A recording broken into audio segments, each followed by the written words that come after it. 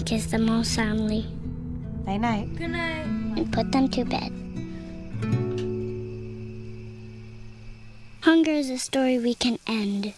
End it at Feeding America. Welcome to NTD Newsroom. I'm Don Ma.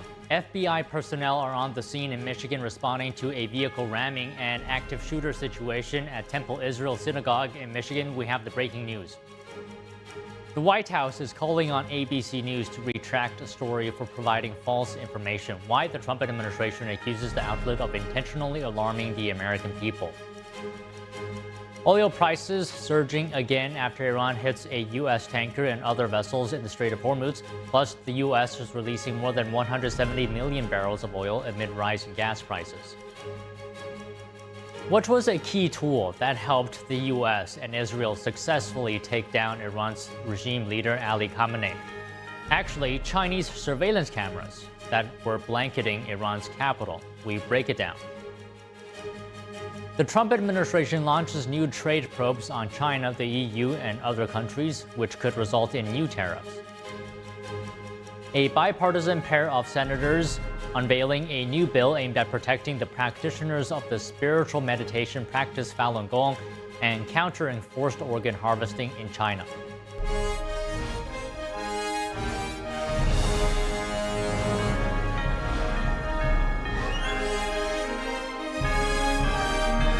This is NTD Newsroom, live from our global headquarters in New York City. Good afternoon, and thank you for joining us today. We have breaking news coming out of Michigan. An apparent car ramming and active shooter situation reported at a synagogue.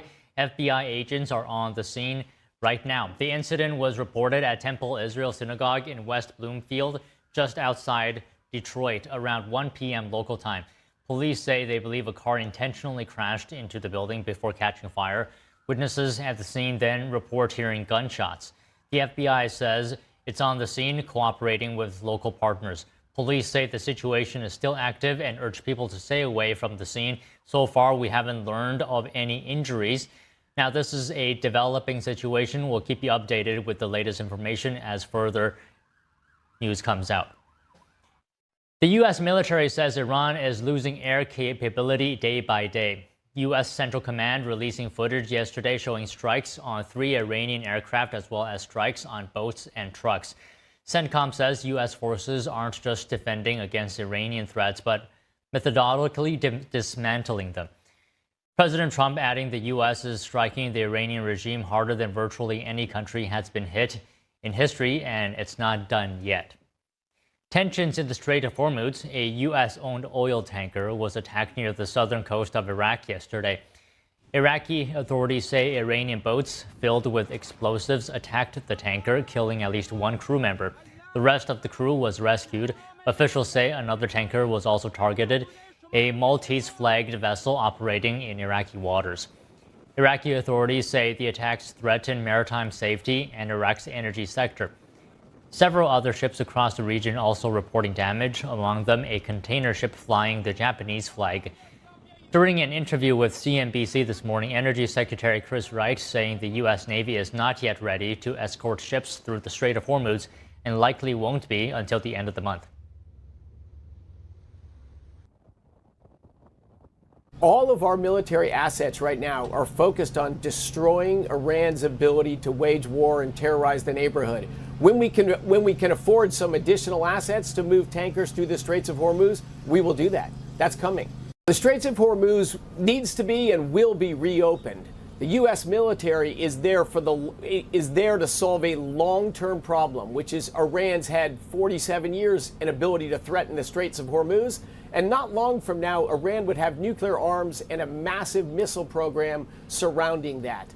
This was a can that could not be kicked down the road one more administration. We need to defang, and we are defanging Iran's abilities to threaten American troops in the areas, its allies, its neighbors, and global energy markets. So yes, you've got to go through short-term pain to solve a long-term problem. This is bold leadership of President Trump. This is what the world needs. Oil prices fell slightly this afternoon after passing the $100 per barrel mark. Brent futures were up 8% at $99 a barrel, while West Texas Intermediate crude was up almost 9% to over $93. The problem is Iran's behavior, Iran's military, Iran's threatening for American troops, their neighbors, energy markets for 47 years. But the disruption of oil, temporary disruption of oil through the Straits of Hormuz, that's what the Strategic Petroleum Reserve is for. So as we have a shortage of market coming through that avenue, we're going to bring oil to market through other avenues to get through a few weeks of a short-term dislocation to get to a much better place on the other side. It's the Asian refineries that we want to keep running and tamp down the price of oil to the extent we can through this few weeks crisis. President Trump's thinking long-term. He's not thinking about next month. He's thinking about what's best for the American people, what's best for the American economy, and what brings safety to our troops in the region and brings prosperity to the Middle East. That is a troubled region that needs to have its one major problem fixed. President Trump says rising oil prices may benefit the United States, but stresses that his priority is stopping Iran from having nuclear weapons. On Truth Social this morning, Trump says the United States is the largest oil producer in the world by far. So when oil prices go up, we make a lot of money. But of far greater interest and importance to me as president is stopping an evil empire, Iran, from having nuclear weapons and destroying the Middle East and indeed the world. Trump ends his message by saying, "I won't ever let that happen." The Trump administration is tapping into the Strategic Petroleum Reserve to ease rising gas prices amid the war with Iran. NTD's Daniel Monahan reports on that, plus new threats from Tehran to raise the stakes. The Department of Energy announced 172 million barrels of oil will be released beginning next week. Energy Secretary Chris Wright says it will take approximately 120 days to deliver based on planned discharge rates. Wright accused previous administrations of leaving America's oil reserves drained and damaged. He says the Trump administration will replace these strategic reserves with approximately 200 million barrels within the next year. Wright says the most critical thing right now is the U.S. military degrading Iran's ability to project power, speaking on Fox News. Not just missiles for long range, but also their assets that impede travel through the Straits of Hormuz. We are every hour of every day degrading their military ability to threaten ships in the Straits of Hormuz. The Energy Secretary saying he hopes ship traffic will return to the Strait of Hormuz in the next few weeks and the world will return to normalcy.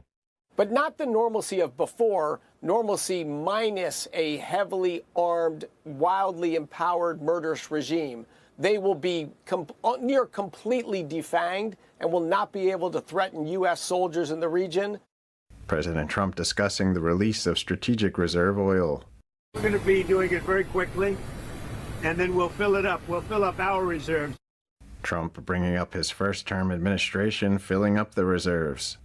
You know, if you remember, I filled them up, and then I had a deal to go at the highest level, a level that's never been, and Schumer and the Democrats for $25, and it was turned down. Trump says his administration will focus on securing the Strait of Hormuz. The straits are in great shape. We've knocked out all of their boats.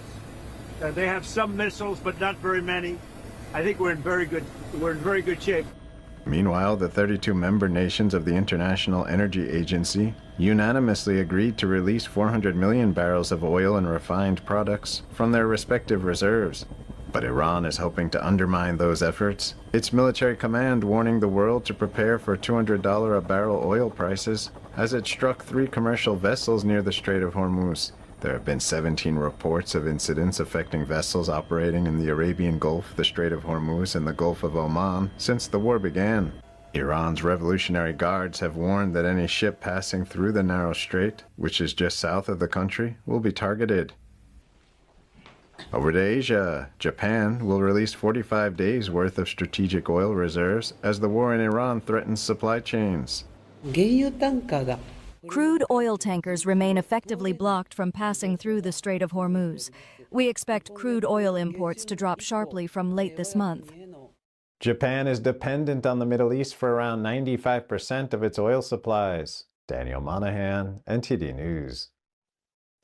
Some commercial ships in the Strait of Hormuz and the Persian Gulf are now identifying themselves as Chinese. At least 8 vessels have changed their transponder signals to messages such as China owner, apparently to reduce the risk of being targeted. Analysts say Iran and affiliated groups have generally avoided ships linked to China, given Beijing's strong ties with Tehran. Most of the vessels are not China flagged, with flags including Panama and the Marshall Islands, though they may have business ties with China. Similar tactics were seen during earlier Houthi attacks in the Red Sea, when vessels claimed links to China to avoid being targeted. This development underscores the ongoing risks for commercial shipping in the region as the conflict continues. 2 men have been charged with attempting an ISIS-linked bombing during protests outside the New York City mayor's home, Gracie Mansion. Joining us now for legal analysis is Bobby Ann Cox, civil rights attorney and fellow at the Brownstone Institute. Bobby Ann, good to see you. So they're facing a number of charges, as you are aware of. So one of them being attempting to give material support to ISIS. So how strong is the case based on what we know so far against them?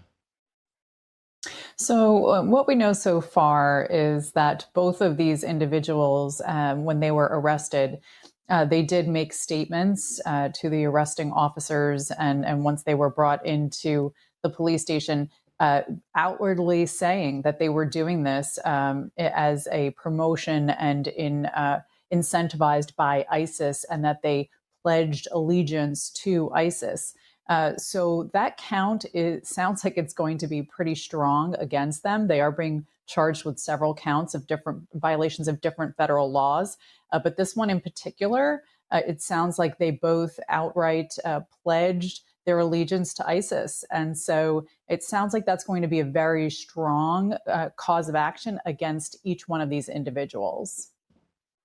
So another charge is the use of a weapon of mass destruction. Why is an improvised explosive device in this context being charged as a weapon of mass destruction?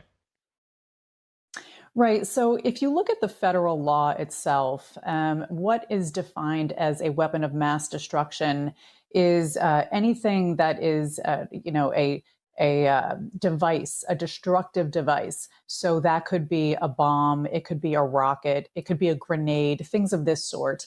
And it's anything that is used that would have mass casualties. So when you look at this, situation in specific, we look at what was being used. So these 2 individuals, they made these 2 bombs themselves. And what they did was the material used was highly explosive. And then they wrapped it in shrapnel, what would have become shrapnel if they had detonated. Things like, nuts and bolts and screws, things like this. So when you look at what they used to make these bombs, and then you saw where they were going to use them, they were planning to use these at a protest outside Gracie Mansion in New York City. So it was a large crowd of people that they were going to detonate these bombs in. So when you look at the intent behind what they were planning to do, and you look at the hard evidence itself, what the bombs actually were made out of, it would fall under that definition of a weapon of mass destruction as per the federal law. Okay, understood. Looking at the intent and the actual evidence there. So as well, the suspects are teenagers, right? 18 and 19. Does their age at all affect how the court might view sentencing if they're convicted? Not really in an instance like this. They are being charged with some very serious federal crimes, and they have the weight of the potential prison sentences for these crimes is tremendous. One is life in prison, another one is 20 years, another one is 10 years. These are very serious crimes that they are being charged with. So when it comes time for sentencing, and sentencing can arise either because they go through a jury trial, so a trial of their peers that hear the evidence and then make a decision, as to whether or not they're guilty or innocent, and then the judge would set a sentence, or if they end up doing a plea deal, then the next step is the judge would issue sentencing. So I'm not sure that they would quote unquote get a break because they are both technically still teenagers when the federal charges that are being pushed against them or brought against them are such as these, and they're very serious. And these are issues of national security, since they did both pledge an allegiance to a foreign terrorist organization.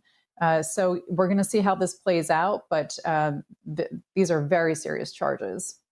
Right. As you mentioned, their statement appeared to show that they have strong ties to ISIS, and police have already found out that they consumed ISIS propaganda material. So you said earlier this is a strong case of the links to ISIS. Do you think police will have to investigate even further to build on this case, or could they just leave it as it is right now?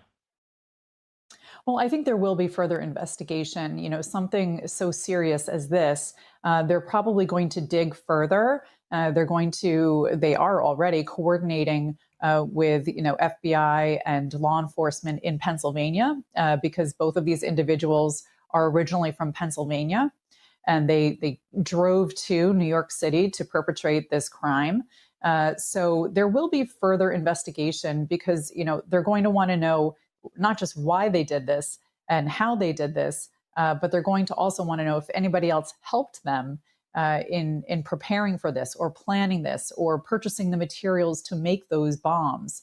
Those are things that the law enforcement officials are going to be investigating, because it might not be only these two individuals. There might be other people involved at different levels and different stages of this.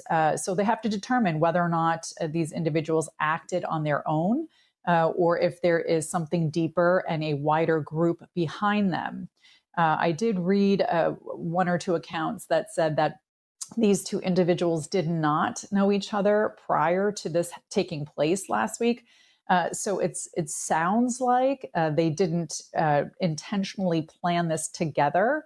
But again, I'm sure there will be further investigations by law enforcement officials at both the federal level and the local level to see what else they can find out, and as much detail as possible.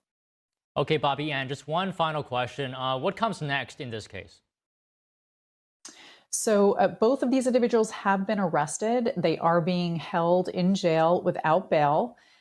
So they're going to have, to wait in jail until they have their first hearing, their first appearance in court.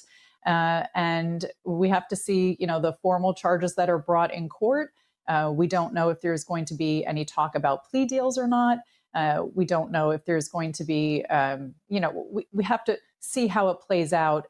Could be a jury trial, could be a plea deal, but either way that it goes, there will be sentencing. And I do expect that sentencing is going to be severe. We did see in the 2017 ISIS-induced attack in New York City that occurred on the bike path, as an individual had used a truck to blow up the truck and ended up killing 8 innocent victims that were standing by and injuring others. In that case, that individual back in 2017 was charged, and just in 2023, the jury came down and he had multiple life sentences against him. So, he's in jail for the rest of his life, and then some. And so, these are serious charges, these are serious accusations, and we have to see how this plays out in court. Right. All right, Bobby Ann, thank you for speaking with us today. Good to talk to you. Yes, thanks for having me on. The Trump administration launches new trade probes on China, the EU, and other countries, which could result in new tariffs. More news after this break. Stay with us.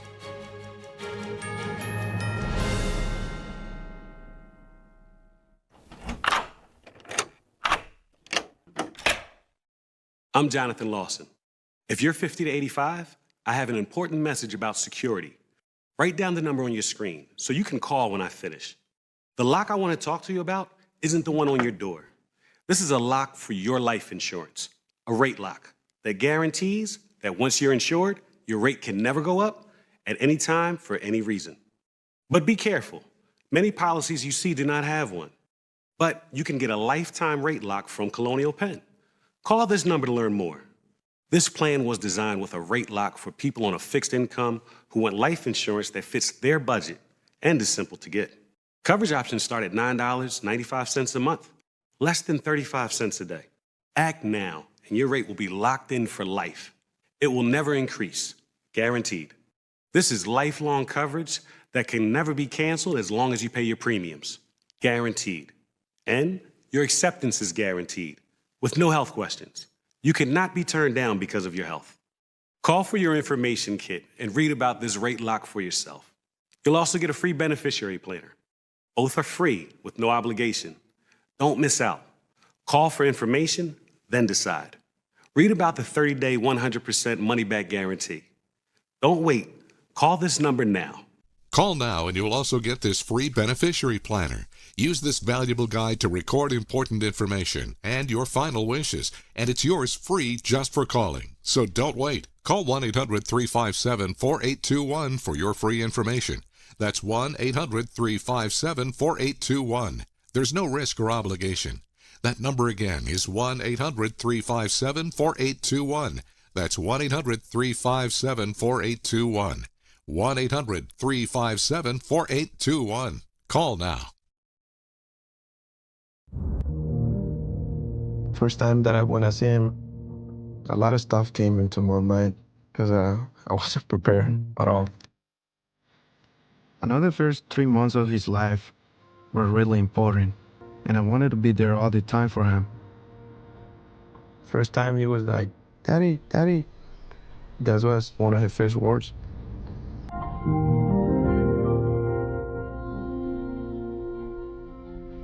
He grew up so quick. He just surprised me every day. He's really smart. I really think he can be an astronaut, president. But I will support him for wherever he wants to be. Whether he want to be a photographer, musician, whatever. As a father, I guess you don't focus on you. I put himself first. That's what a dad does.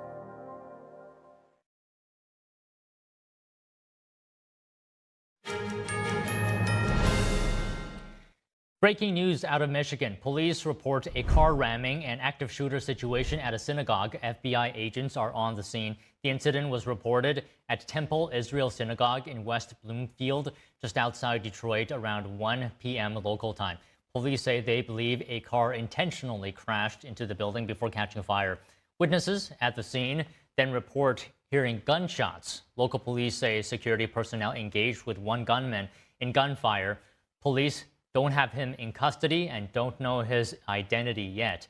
The synagogue is home to a preschool. The school says all students and staff are safe. The FBI says it's on the scene cooperating with local partners. Police say the situation is still active and urged people to stay away from the scene. So far, we haven't learned of any other injuries. As this is a developing situation, we'll keep you updated with the latest information. A shooter opened fire at Old Dominion University in Virginia this morning, injuring 2 people. The gunman is dead. It wasn't immediately clear how the shooter died. Old Dominion has canceled classes and suspended all operations on its main campus for the rest of the day. The university urged people to avoid the area around Constant Hall while emergency personnel continue to work. Agents from the Bureau of Alcohol, Tobacco, Firearms, and Explosives were on the scene. Old Dominion said it would provide an update this afternoon. A judge in Georgia denies a defense motion for a new trial after a Venezuelan national was convicted of killing nursing student Laken Riley. The judge said the evidence supporting his conviction was overwhelming. Here's more. Lawyers for Jose Ibarra argued his constitutional rights were violated when the judge denied 2 pretrial defense motions.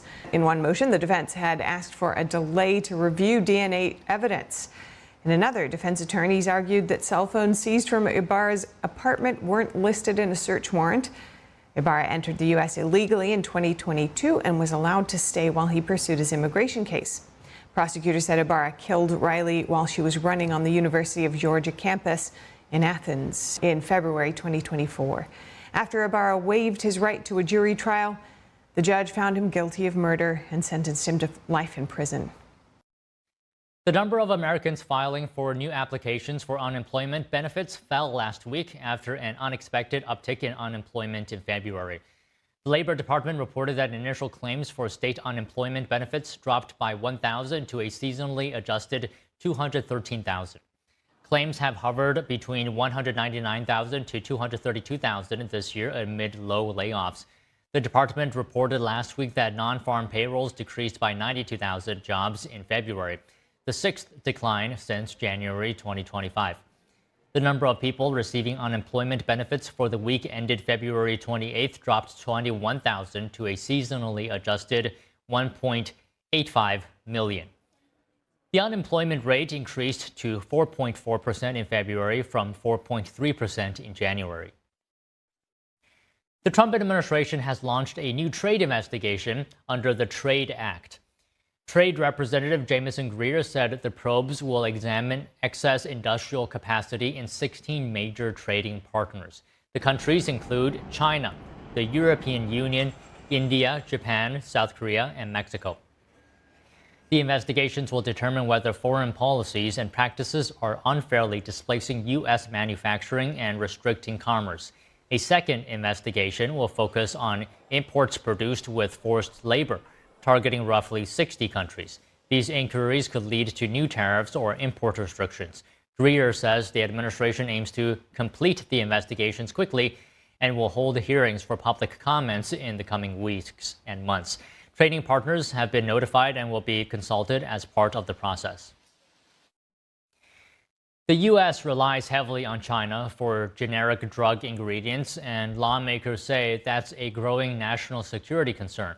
Today, the Senate Committee on Aging held a hearing to discuss the risks and possible solutions. NTD's Chris Bob has the latest from Washington. What if I told you that Communist China, an adversary of the United States, has sole control of the building blocks of many of the medicines seniors Americans rely on? Lawmakers on the Senate Special Committee on Aging held a hearing Wednesday examining America's dependence on foreign drug manufacturing. China's regime believes it's at war with us. China, to win this war, has a doctrine of unrestricted warfare. 100 of America's most used pharmaceuticals, they require ingredients that are made in only one Chinese factory. Experts say even drugs produced outside China often rely on Chinese ingredients. India, the other heavyweight production center for generics, they get 80% of their active pharmaceutical ingredients from China. Is that the United States has become reliant on China and India for key ingredients to manufacture generic drugs, active pharmaceutical ingredients, and key starting materials. Congress must empower the FDA to conduct rigorous oversight to make sure foreign manufacturers comply with our safety standards. Witnesses told senators U.S. drug companies have been gradually pushed out of the market. China enticed U.S. manufacturers to their shores. Drug makers soon realized they were subject to Chinese rules, laws, patent agreements. They were required to have Chinese Communist Party members on their boards and relinquish up to 51% of their companies to state-owned enterprises. Corporations must give up their drug formula for approval. If not surrendered freely, they're stolen. Chinese companies then spring up, creating the exact same drug and selling it below cost. Committee Chairman Senator Rick Scott is pushing legislation aimed at increasing transparency about where medicines are made. In an exclusive interview with me last year, he explained, when you put a generic drug in your body, you really actually don't know what's in it, right? 80% of the generic drugs that you put into your body come from India and China, right? 90% of the ingredients come from China. On the label, it should say, where are the ingredients from? And where was it manufactured? He said our supply chain is vulnerable during a geopolitical crisis. You know, if we go to war, which none of us want to go to war, but logically the country that we'll go to war with is the same country we're dependent on, China, which is foolish, right? Witnesses also discussed economic tools that could help rebuild U.S. production. Can we use tariffs to help us out with China? Section 232 tariffs, I think, are very important in that regard. And if the president were to invoke the Defense Production Act, These are things that could stimulate domestic production immediately. Yeah, but we don't have time to play around with this. This is imperative that we get this done within the next year and a half, 2 years, period. Senator Scott and colleagues have introduced the bipartisan Clear Labels Act, which would require drug labels to disclose where ingredients and finished products are made and give patients more transparency about what they're taking. Reporting from Washington, D.C., Chris Bobb, NTD News. A bipartisan pair of senators unveiling a new bill aimed at protecting Falun Gong practitioners and countering forced organ harvesting in China. Here's more. The bill is sponsored by Senators Ted Cruz and Jeff Merkley, and it's called the Falun Gong and Victims of Forced Organ Harvesting Protection Act. It targets foreign nationals deemed complicit in forced organ harvesting. Those individuals would be blocked from entering the U.S. or conducting U.S.-based transactions. Violating those sanctions could lead to significant financial penalties or even prison time.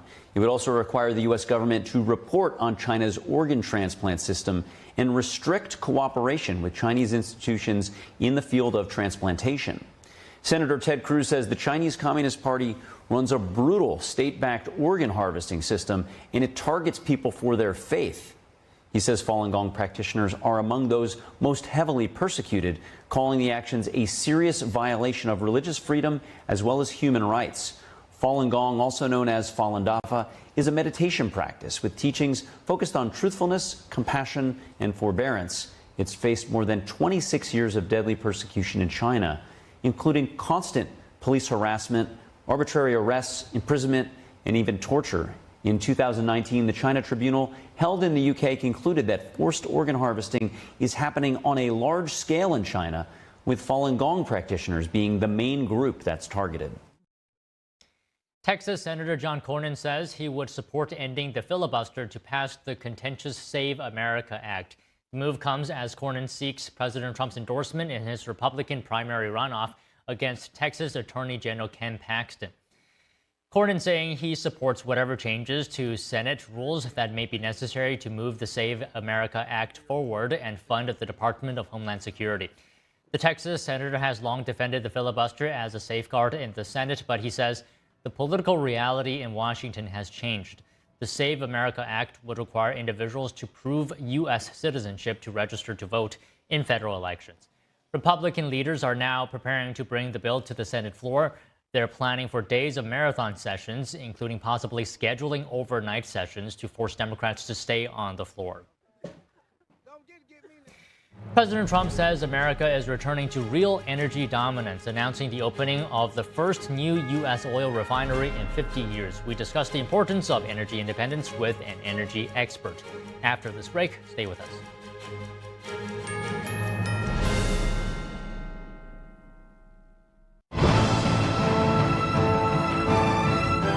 Absolutely perfection. Hands down, the best show I've ever seen. I almost cried like 8 times. I don't think anybody realizes how good this show is until you actually get into the theater and see it. I feel better about the world. I feel uplifted. It fills the cup with joy. Could not get enough of it. You have to come see it. It's a must-see. Must-see.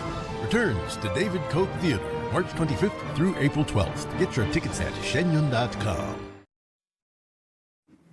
I was a young dad of 3 amazing kids. I was finally following my dreams.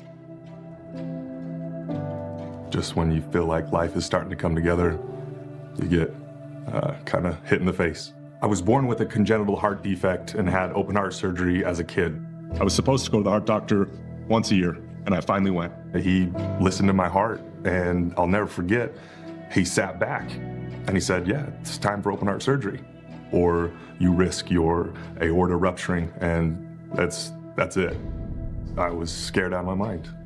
The night before my open heart surgery, I made a goodbye video for my kids. Be strong. Take care of your mom. I love you guys. Seeing, all the kids hug him goodbye and hoping that they were going to be able to hug him again. I love you. But I did make it, thanks to the work of the American Heart Association. So that's why I'm asking you to join me. Please call now or go to helpheart.org. For only $19 a month, just 63 cents a day, you can help get the next person trained in CPR, get the next hospital certified in high-quality cardiovascular care, as well as fund the next medical breakthrough like these heart valves that helped save my life.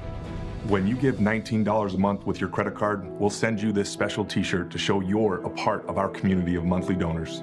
I'm most grateful that I get to have a husband that I get to grow old with, and a husband that gets to be there for his children. I believe without the American Heart Association, I would not be here today.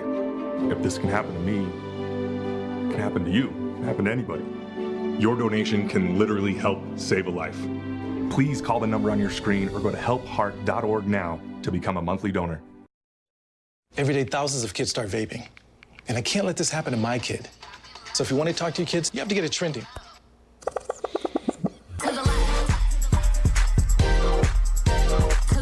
No, you're doing it wrong.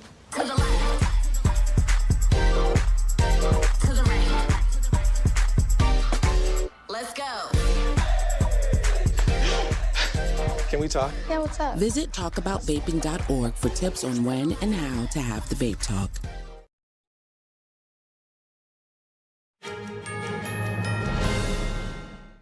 The U.S. military says Iran is losing air capability day by day. U.S. Central Command releasing footage yesterday showing strikes on 3 Iranian aircraft as well as strikes on boats and trucks. CENTCOM says U.S. forces aren't just defending against Iranian threats, but methodically dismantling them. President Trump adding the U.S. is striking the Iranian regime harder than virtually any country has been hit in history, and it's not done yet. The White House is calling on ABC News to retract a story for providing false information. The Trump administration accuses the outlet of intentionally alarming the American people. ABC published this article saying, quote, "The FBI warns police in California that Iran wants to retaliate for U.S. attacks by launching drones against the West Coast."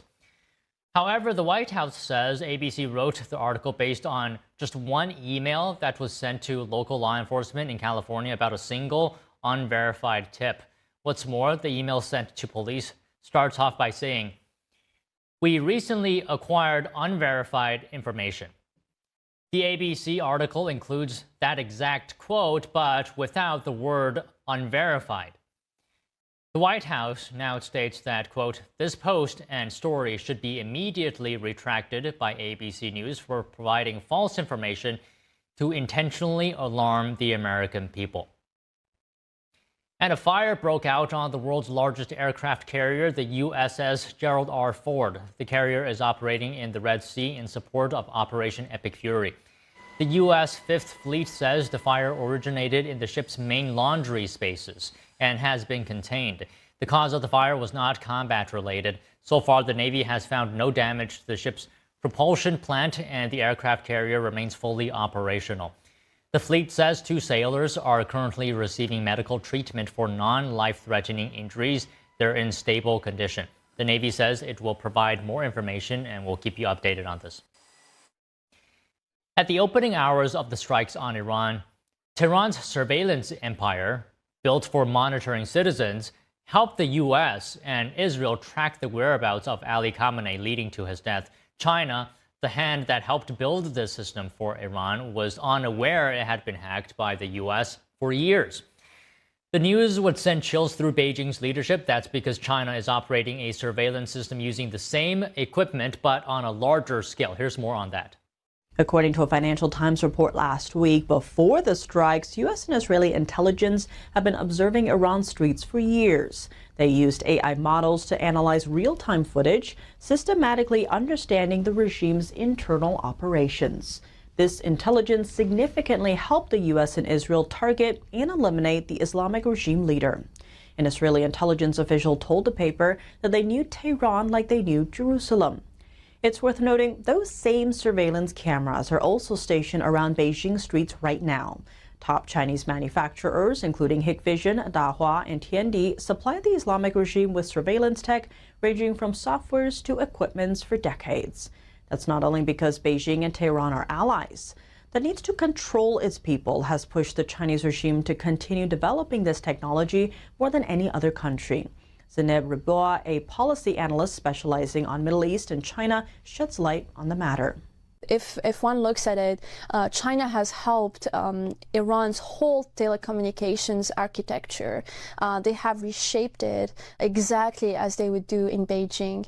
A lot of those crackdowns that happened in January against the protesters, they happened in such a brutality because Iran was able to use Chinese technology that was absolutely sophisticated, but also made in a way that they could track very easily who wears a hijab or not, who is doing this or that, because they perfected it in Uyghur camps. China has more surveillance cameras than any other country and also dominates exports of this technology worldwide. For years, governments have raised concerns about backdoors in these Chinese products. Officials worry the cameras could act as Beijing's eyes on their streets. The problem is, it's not just Beijing that could access these backdoors. Hackers could too. In 2023, a US-based tech company hacked a Chinese Hikvision camera within 11 seconds. It was part of an experiment in collaboration with the BBC. The U.S. company warns the vulnerability is linked to a backdoor Hikvision built into its cameras, a claim the Chinese company denies. And China analysts say the Chinese regime's surveillance tools to monitor and suppress dissidents could backfire. While the regime monitors its citizens, Washington special agents may be watching too. Meanwhile, the Trump administration is suing California. The Transportation Department says the state's zero-emission vehicle and tailpipe emission standards are preempted by federal law. California rules also require automakers to increase their number of electric vehicle sales. In 2022, the Environmental Protection Agency approved California's current standards. However, President Trump signed legislation last year to overturn California's policies that aim to phase out new gasoline-powered cars by 2035. The lawsuit wants a ruling declaring that all zero-emission vehicle mandates by California are unlawful and unenforceable. In August, the Trump administration sued California to stop the state from enforcing stringent emissions standards for heavy-duty trucks.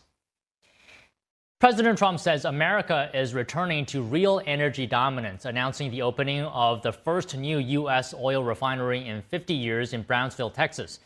Joining us now to talk about this is Daniel Turner, founder and executive director of Power the Future. Daniel, good afternoon to you. Can I just first off, your reaction to the $300 billion oil facility? It's a huge step in the right direction. The refining problem has always been a choke point. You can produce all the crude that you want, and we are producing a record amount right now, 13.6 million barrels. But if your refining capacity doesn't increase, then it's not going to have the impact on overall pricing that you want increased production to have. So this is a really important step in the right direction. America needs to maintain its refining dominance of the world. China is trying to overtake America. They're far behind, but they are catching up very, very quickly. And we don't want to let any other country dominate the refining game.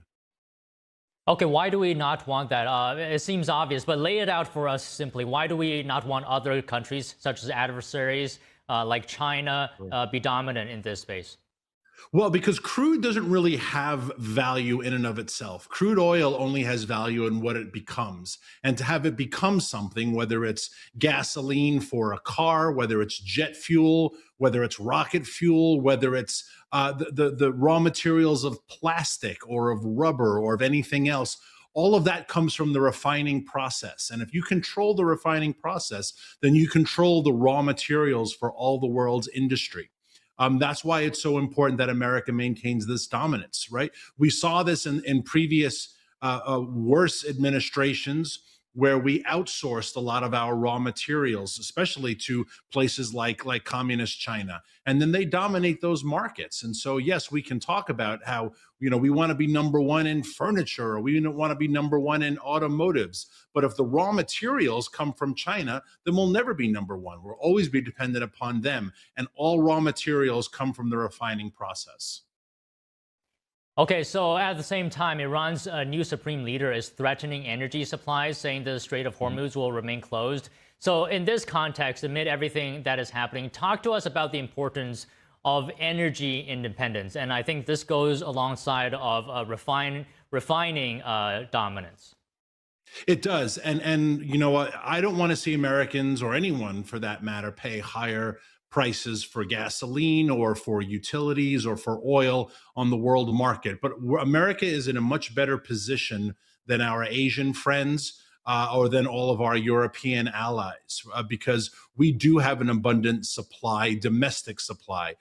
If you are some of our Asian allies, if you're Europe, you're in a pickle right now because you desperately need your oil and gas to come from this part of the world.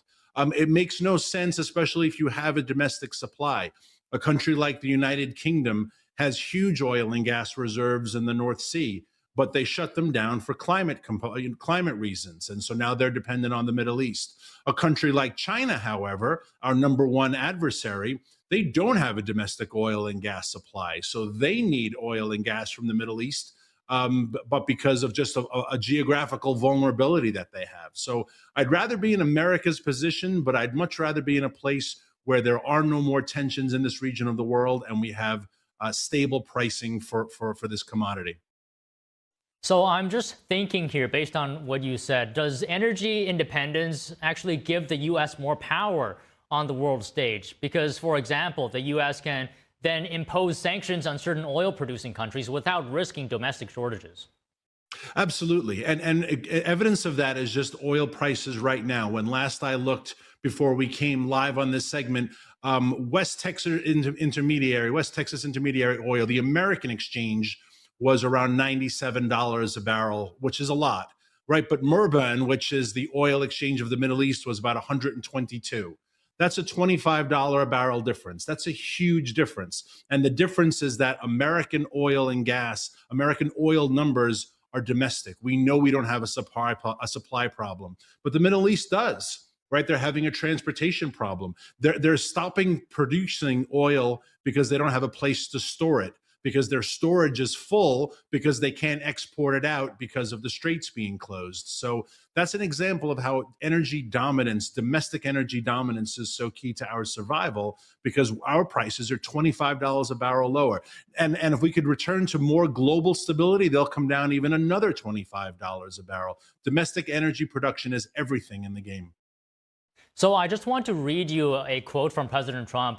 He says, "The United States is the largest oil producer in the world by far. So when oil prices go up, we make a lot of money." So I'm thinking here, Daniel, if the U.S. produces surplus energy, it can also export to allies, right? Could this also strengthen U.S. relations with allies or even help allies avoid reliance on adversaries?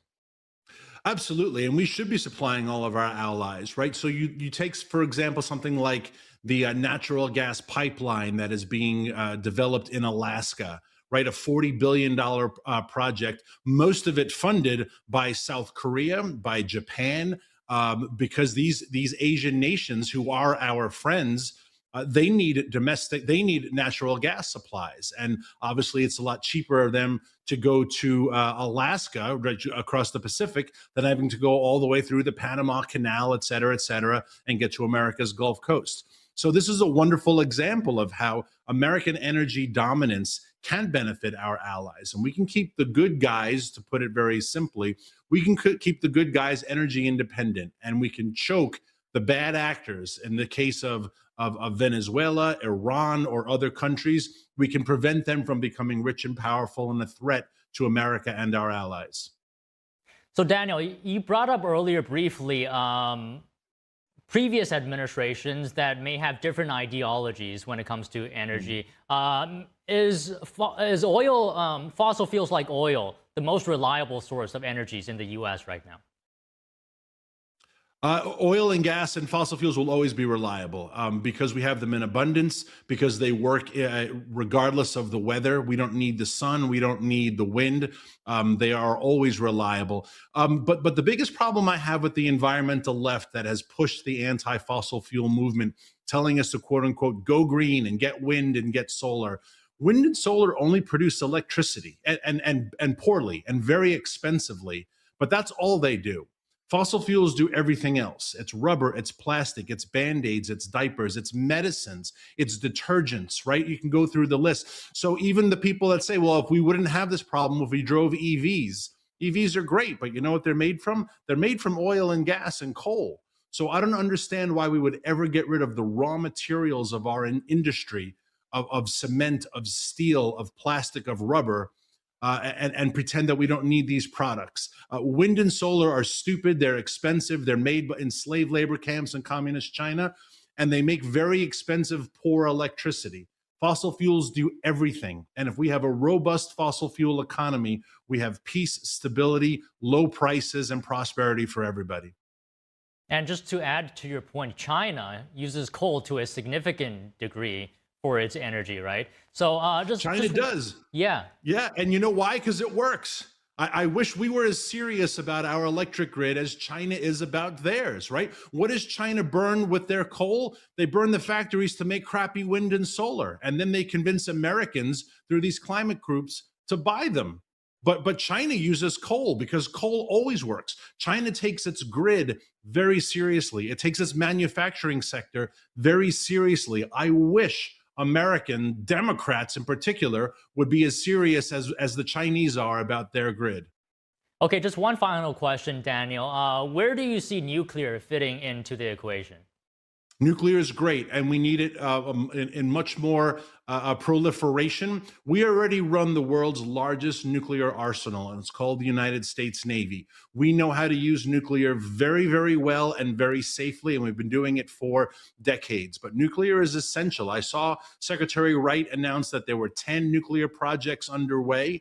Countries like France get 80% of their electricity from nuclear power. So we should have a much more robust nuclear economy.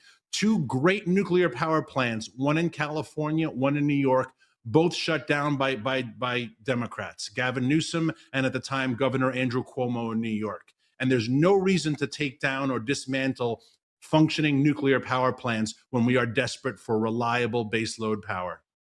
All right, great points, great conversation today. Daniel, thank you so much. Thank you for having me on.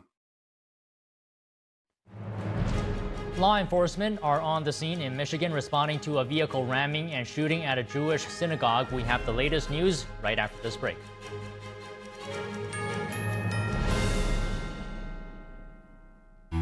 This land, our America, built on hard work, determination, and grit. Sometimes the days run long, but hope, it never runs out. Even when the food does, for America's veterans, working parents, even kids. Because in every corner of every town, even yours, millions of hardworking neighbors are facing a hunger crisis. Many for the very first time. In this land of plenty, affording food shouldn't require second jobs and third shifts or choosing between your groceries and bills. Today, you can help change that. Call or go online to helpfeedingamerica.org and give $19 a month, less than 63 cents a day, to help every neighbor get the food they urgently need. Because taking care of each other is what makes America strong.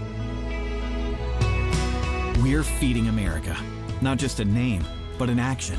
Working with over 200 local food banks like the ones in your community, and demand is soaring. You go to the grocery store, you spend $100, and $100 is a new $20 bill. Even with 2 full-time jobs, it's hard to make ends meet. These are tough times, but when we stand together, we become the very best of a strong America. Please call or go online to helpfeedingamerica.org. Just $19 a month can feed a family today, and your first gift can double an impact. Plus, we'll send you this free canvas bag as a reminder of the hope you're delivering. When it comes down to it, it's about taking care of your family first and the loved ones that you need to provide for. Because you're not just giving food, you're fueling resilience for people across the nation. You're feeding America. Call or go online today to helpfeedingamerica.org, and your gift can double an impact. When I arrived in the U.S. at 19, I struggled to find job opportunities without a high school diploma. My name is Ariel, and my entire life changed when I took a chance and I got my high school diploma at age 22. Everything I have, my education, my career, my marriage, I owe to the Adult Literacy Center and my teachers. They were with me every step of the way, helping with my English and math, making sure I pushed through all the challenges.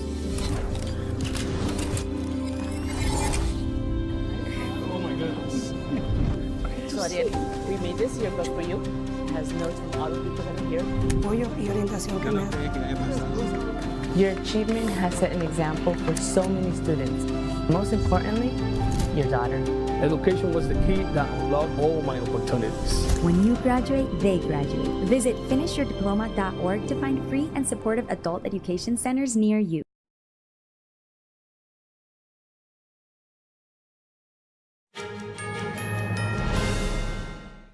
Breaking news out of Michigan. Police report a car ramming and active shooter situation at a synagogue. FBI agents are on the scene. The incident was reported at Temple Israel Synagogue in West Bloomfield outside Detroit around 1 p.m. local time. Police say they believe a car intentionally crashed into the building before catching fire. Witnesses at the scene then report hearing gunshots. Local police say security personnel engaged with one gunman in gunfire.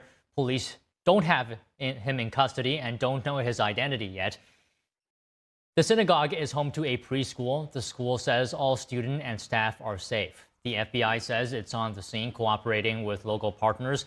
Police say the situation is still active and urging people to stay away from the scene. So far, we haven't learned of any other injuries. As this is a developing story, we'll keep you updated with the latest information. Senate Majority Leader John Thune announcing the Save America Act will be coming to the floor next week. At the core of the Save America Act is the requirement that individuals provide proof of citizenship to register to vote and then show an ID when they go to the polls. In other words, it would require Americans to demonstrate that they're eligible to vote and that they are who they say they are when they go to do so. President Trump has been pushing hard for passage of the Save America Act, which he has said would guarantee the midterms for Republicans. The House has already passed two versions of it, but the Senate has been debating over their own version for weeks. Thune is calling the act a package of common sense policies.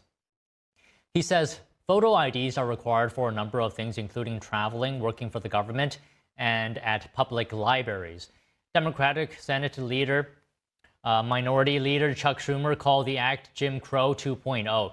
He and other Democrats have been arguing that it would create new barriers to voting.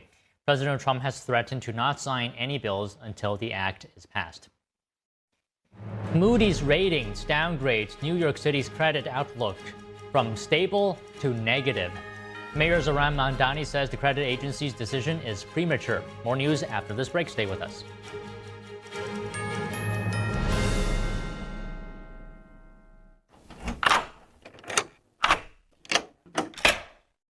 I'm Jonathan Lawson.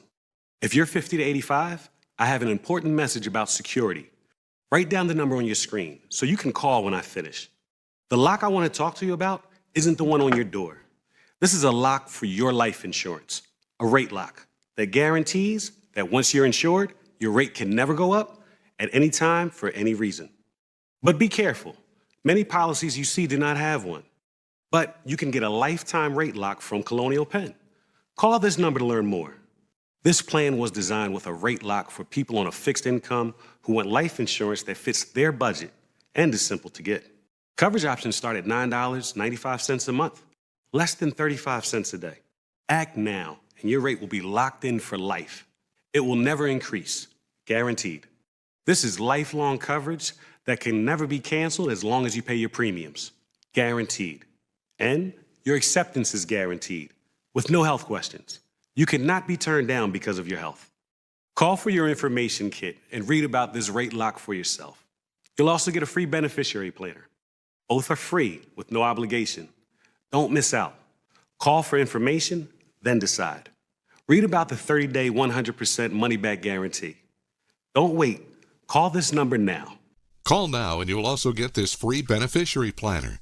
Use this valuable guide to record important information and your final wishes, and it's yours free just for calling. So don't wait. Call 1-800-357-4821 for your free information. That's 1-800-357-4821. There's no risk or obligation. That number again is 1-800-357-4821.